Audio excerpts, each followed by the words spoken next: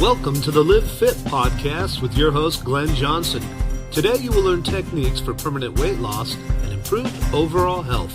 Yes, this is the Live Fit podcast. Once again, I'm your host, Glenn Johnson, and we are in episode 28.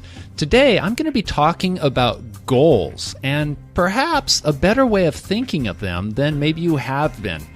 I'm going to tell you a story about last weekend and the similarities I found in what I was doing and the path a person normally takes while working on a goal. You know, it's really rare that achieving a goal is smooth sailing. There are dips and hurdles and hills and valleys. Sometimes these setbacks take you all the way back to the beginning, again and again and again. But hopefully after listening to this episode, that won't happen to you. Last weekend, I was in a bike race. This was a 72-mile race, and I was highly undertrained. I am a competitive cyclist, but this year I've been putting so much of my effort into Live Fit, I haven't had a lot of time or energy to go out and really blast out high-intensity training in the level enough to really be competitive in bike racing. I've been riding, I've been running, I've been lifting weights and keeping fit and in shape for good health and for fitness. But that is very different, and that is not sufficient for competition, which is okay because that's not my job. I'm not making money at riding bikes, but it is fun. I trained as much as I was willing to, and I paid the price.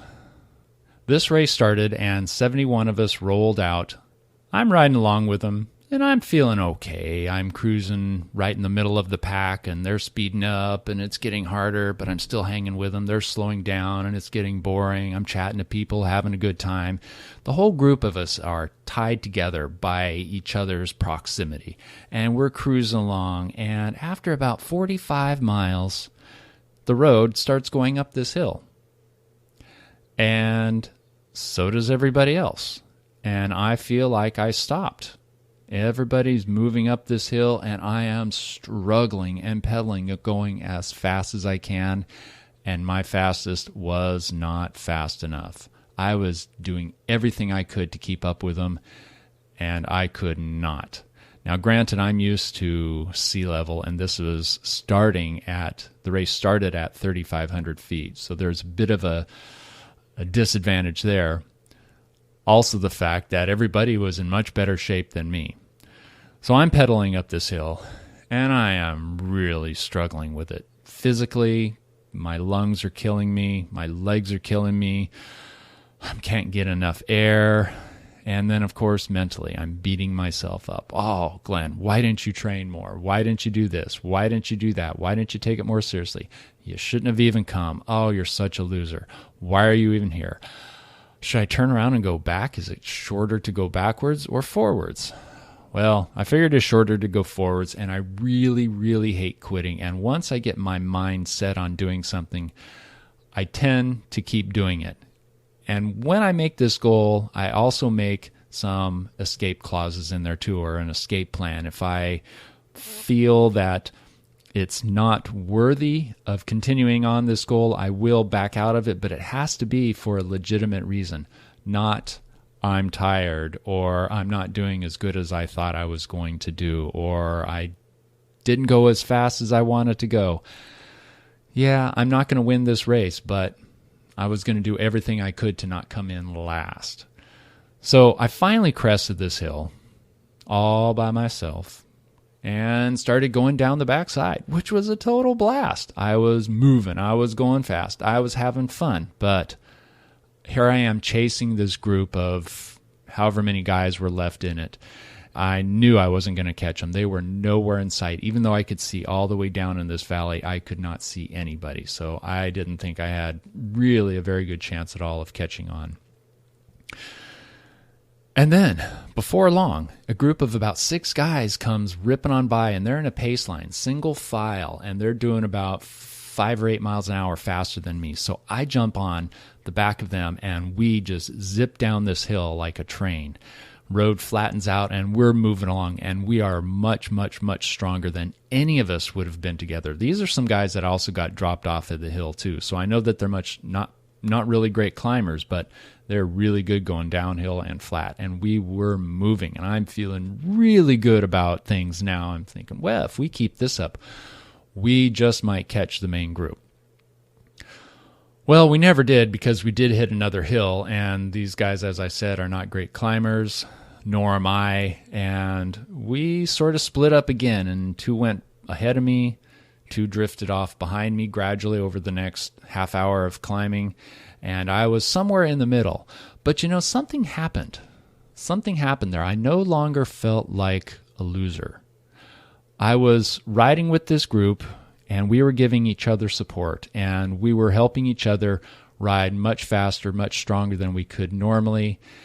By the time we got to the hill, speaking for myself anyways, I was feeling pretty good, because I had their power, their strength, their encouragement, their support to keep going on. I no longer felt like I wasn't going to finish in time, or I'd sit down at the side of the road and wait for a car to give me a ride home. I didn't feel like that anymore. I used the momentum to increase my motivation, which allowed me to accomplish my goal.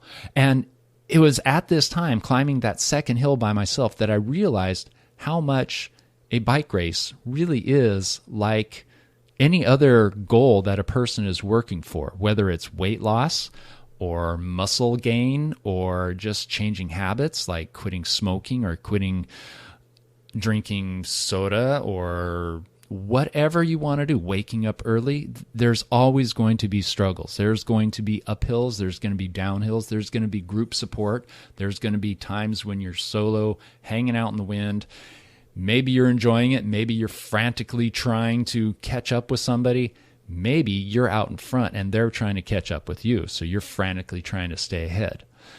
Whatever it might be, I'm sure it's probably going to be all of those. And in most races I've been in, I have been in the front, and I've been in the back, and I've been in the middle. And it will happen throughout an entire race. And sometimes you finish it right where you want to be. Sometimes you amaze yourself. And then there's other times when you didn't do quite as well as you thought, and you go back and you start training. I know what I'm going to do before next year's race. I am going to put much more effort into it because I want to do better. But at the same time, I do have my priorities, and I'm going to set those in place appropriately, because I think Live Fit and helping you is much more important than me getting top 5 in this particular race, or really any race for that matter. My health is important, but so is yours, and I want to do what I can for your health. And so what I was thinking while I'm riding is, everybody needs help, and that's what I'm doing with you. I'm doing everything I can to give you information and encouragement and motivation and get you moving to get your life and your health improving. As long as you're improving, you're improving. You can strive for perfection, but don't kill yourself if you don't achieve it. Nobody achieves perfection. Nobody. It's not bad to strive for, because it gives you a target. You got to have a target. You got to have a goal. But don't beat yourself up if you don't manage to be perfect. As long as you improve. Next year, I'm going to do better than I did this year. And the year after that, I'm going to do better still. When you're in the middle of one of these goals, it can seem pretty bleak. You're far from the beginning, the excitement, the newness, the momentum, you're with the group and everything's going great. Well, when you break off in the middle of the race and you're all by yourself, it's difficult to see the light. Sometimes we see too far and it's overwhelming. We really need to be short-sighted at times. Being short-sighted is generally not a good thing, but when you're looking at a goal, when you're working on a particularly tough goal, maybe you should just take it one day at a time, one pedal stroke at a time. I'm not going to quit this race now. I'll pedal one more mile. I'll go one more mile and see how I feel. And then that mile comes, like, okay, I'll keep going. I'll just do one more mile. Just take it off in nice bite-sized chunks. Don't look at the finish. If I was on mile 49 and I was thinking of mile 75, and that would have been really overwhelming, knowing that there was another hill, knowing that there was a big thunderstorm that was going to hit me with 25-mile-an-hour winds and raindrops the size of my thumb. I definitely would have bailed. I would have jumped in a support car and said, all right, I'm out. But I didn't know that, and even if I had, I would have chosen not to think about it. Focus on the here and now, right now. That's really the best thing you can do to accomplish your goal. And we all need help too, so you don't have to do it solo. And that's what I'm here for. I have 2 different programs, and I have a coaching program. I have these podcasts. I have articles.